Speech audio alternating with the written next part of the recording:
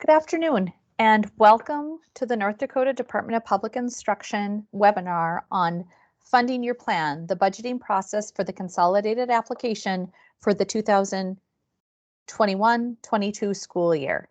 I'm Ann Ellefson, and I'll be facilitating this recording and training session today.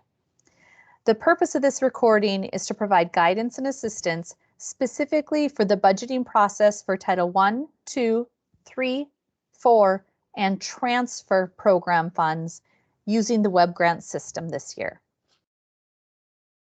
As you should already be aware, the consolidated application for the 2021-22 school year has been redesigned into the department's web grant system. We're excited to share that this streamlined process should be much easier and manageable for schools and districts across the state.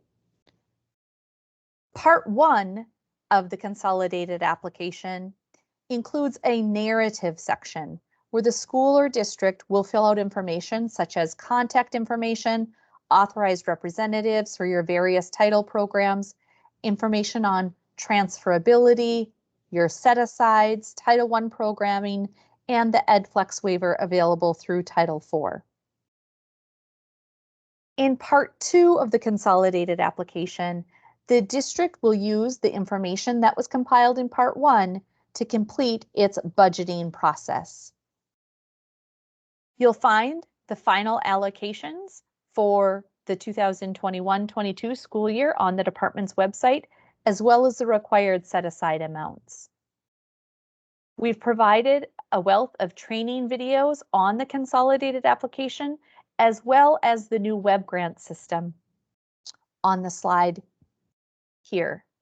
This slide deck will be posted, and each of these links will be interactive. The timeline for this year's consolidated application has been outlined on the slide. You'll notice that Part 1, your narrative, was opened on June 7th of 2021. It is a hard deadline for schools and districts to submit this information by August 27th. That's the last Friday in August of 2021. About a week after that deadline, your budget would then be opened, and that's considered Part 2 of the application process. When your budget is opened, then you'll have 7 to 10 days to complete that budget. Ultimately, all budgets should be completed by November 1st of this calendar year.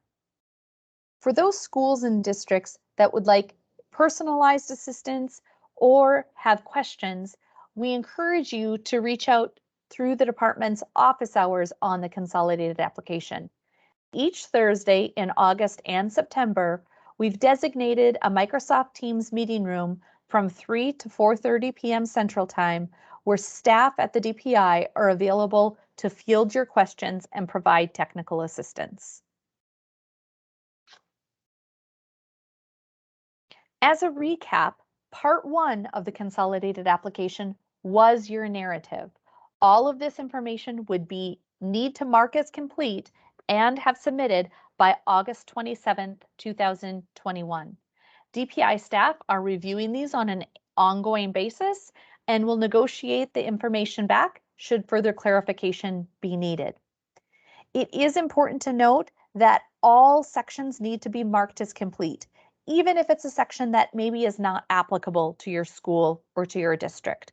Mark those as complete, as that is a common issue that we're finding, that there's still open pieces of that application hanging out there for some schools and districts. Today's webinar is going to focus on Part 2, or what that CONAP budget building process looks like. Once your narrative, Part 1, is approved, you will receive notification of that approval. Then the DPI will create a budget for each of the federal title programs that were indicated in Part 1 of the consolidated application. For instance, if the district says it has Title I, Title II, and Title IV funds and be using those in those categories, then budgets would be built for Title II, Title IV, and Title I. Alternatively, for schools and districts that indicated they would like to transfer their federal funds, Then a budget would be built for Title I and a separate budget that would be built for transferability in Title V or transferability Title II. The district will complete a contract amendment in order to obligate all of its funding and justify the program activities for its initial budget. When that's reviewed by DPI staff, either the activities are allowable and we'll move it forward to create a final budget to DPI, or if changes are needed, the amendment will be negotiated back to the school and to the district.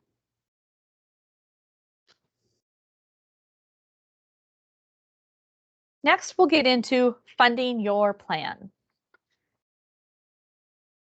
It's important to recognize that the information that was entered on Part 1 of the consolidated application, including your key initiatives, your alignment to K-12 strategic vision, and your local strategy maps, those are the activities that you'll need to align your budget to.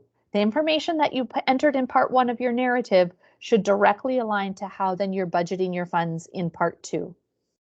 It's important to ensure that your program activities meet the evidence-based criteria as outlined in federal requirements. Also, since we're building a new process and a new system, it's important for staff to understand their roles and responsibilities, especially specific to budgeting. Who's going to be completing the consolidated application versus who's managing the funding on your local end. Sometimes program staff or your title teacher might be building the consolidated application, where your business manager is the person that is submitting claims and completing the budgeting. The budget should also reflect stakeholder consultation, and the records of your consultation should include information on how funds are budgeted and should be reflected accordingly. It's also important to note that there's program guidance for allowability for each of the federal programs, Title I, Title II, Title III, and Title IV. Make sure that you're familiar with the allowable uses of these funds as you build your activities. Nearing the end, you'll need to ensure that the object codes and tracking codes that the local district uses are aligned to the ND Farms. Also, consider the flexibility of transferring your funds. When a school district is eligible to transfer the funds to another program, it allows that district to use the funds in a way that best meets their needs, and many districts across North Dakota qualify for the flexibility of transferring it to Title V. Looking at transferability, you'll notice that the two blue dots, Title I and Title III, you can never move funding out of those. But if in Part 1 in your application you said you wanted to move funds from Title I or Title IV, Title II or Title IV into Title I or into Title III, that would be allowable. You can also move funds from Title II and Title IV and move those into each other. Alternatively, many districts across North Dakota qualify to transfer their 2 and 4 funding into Title V. Title V gives you the most flexibility, access to all funding sources, Title I, II, III, and IV. Plus, your funds are tracked in one accounting ledger, and it limits the monitoring burden on schools and districts. Next, we'll walk through some screenshots of building a budget in the web grant system. The steps listed below, 1 through 15, are steps for a school or district to obligate funds and to enter those program activities into the budget. If you completed the consolidated application in the past in STARS, you'll be familiar with integrated activities. This does not exist anymore. Rather, the activities will be entered manually by each school and district. I would recommend that you'd print this slide and have this ready and right next to you as you complete your budget in the consolidated application. A few items to note on set-asides. As your school enters a narrative description for each of its activities, if there's a specific set-aside, such as parent and family engagement, or you're part of a cooperative agreement, we encourage you to add a code or add a description into the description box to easily delineate the funds that are being set aside. Also, if it's an activity that's specific to an elementary school or a middle school in your school or district, we highly encourage you to tag or identify your elementary type of activity. Every program activity must have a brief but specific program description of that particular activity. Okay, so moving on to web grants. This slide should be familiar to all of you in the web grant system. This is where you will click and log in, entering your North Dakota user ID and password.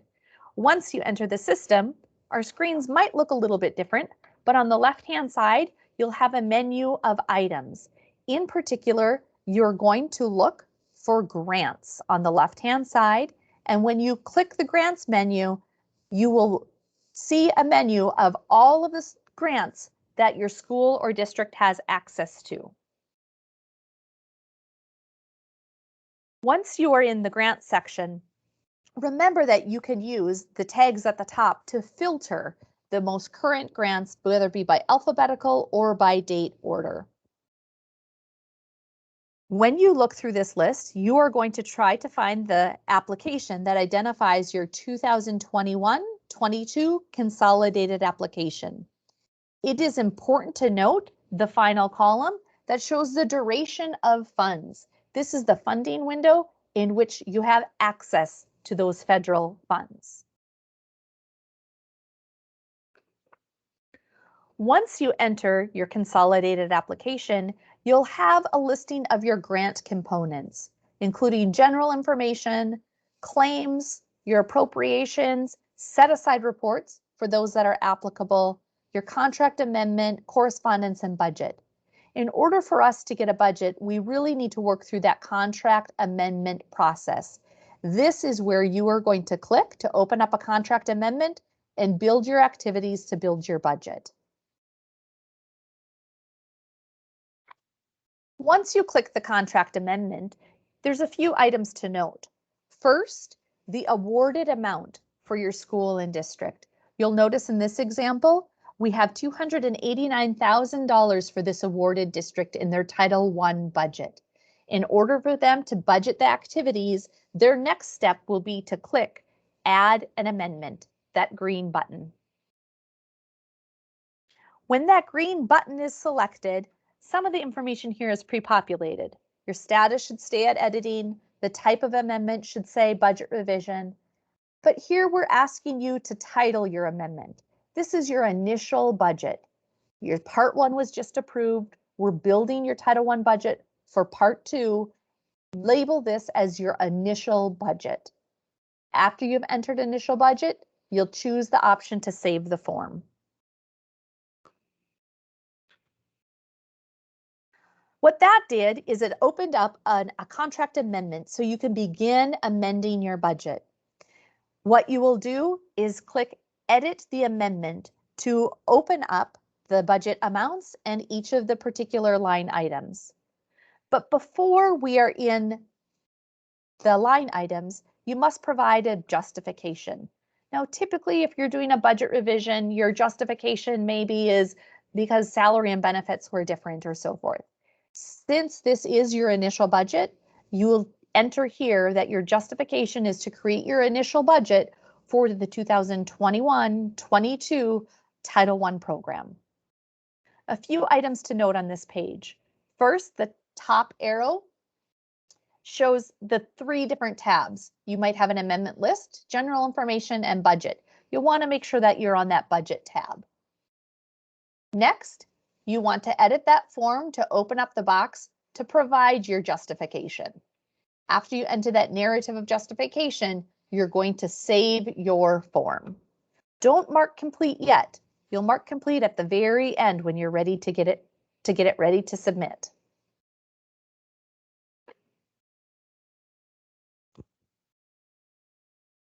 This next slide opens up each of the object codes in which you're able to budget funds. So as I said in the past, you would have integrated activities where you could put a line item to hire Title I staff, or you might do professional development. Rather than having a bunch of integrated activities for you to choose from, the school or district will go to the appropriate object code, click on Add a Row, and it will open a box allowing you to budget your funds and add a description of the use of funds.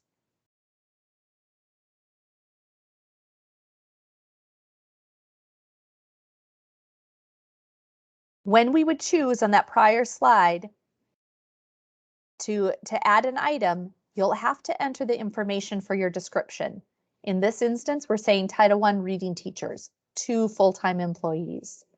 Now you'll notice this description, it is specific, but it is brief. And if this was for an elementary building, I would maybe put before that elementary and then say Title I reading teacher.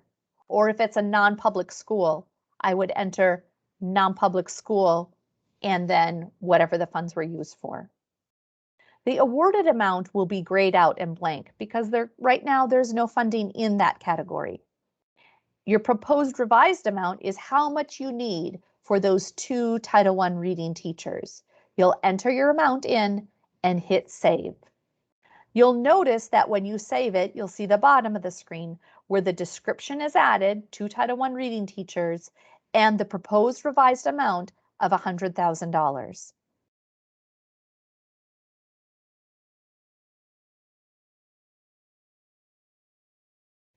As you continue to work through your budget, you'll need to note the total amount that you were awarded.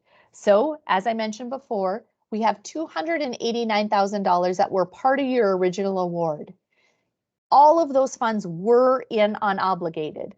As you continue to budget through each of the activities, you'll notice that your unobligated amount in your proposed revise is 0. However, on the bottom screen, you'll see all of this information will sum up as you go along, and your funds would then be budgeted. So if you look at this next slide, you'll notice that we added activities for salaries and benefits. Moving on to contracted services, some travel and supplies, equipment, and you'll notice that unobligated we have 0. The total amount is still the amount that was requested before. We stayed within our $289,000 limit. Our unobligated funds are 0. Now, if you need to unobligate funds, you know that you have the money, you just don't know how to spend it, it would be okay to add an activity. I'm going to back up a slide here. To add on the very top, the activity of maybe $10,000 in unobligated, that is okay, but only if you do need that activity for unobligated. You just don't know how you're going to use it yet.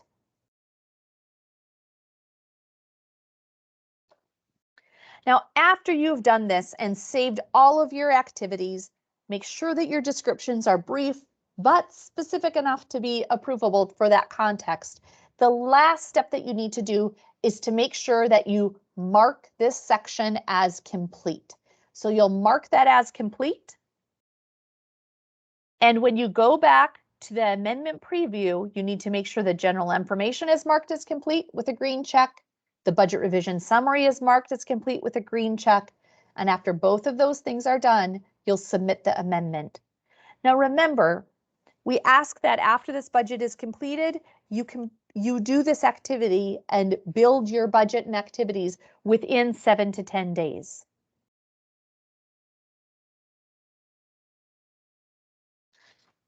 Some best practices for budgeting and for your fiscal management. Although it is up to schools and districts to submit their requests for budget and funds as they see needed, we do recognize that it is best practice to submit your claims at least quarterly. This allows the business office to adjust or make any revisions, or if you have things that are not balancing out, they can be corrected in a reasonable time frame. Many times if we wait until the end of the year to submit that first claim and only submit it once a year, many of those districts are experiencing delays in the processing because of unallowability or practices that should have really been adjusted earlier in the year. We highly recommend submitting claims at least quarterly. Also, if you've budgeted your funds and need to do a budget revision, we ask that you complete that revision at the time or in advance of those changes occurring. It is best practice to ask for those adjustments to be made in an expedited time frame so that we're not necessarily reflecting back or risking an unallowable activity. We always want to make sure that your local district accounting ledgers matches the most current approved budget that's on file within the web grant system and with the Department of Public Instruction.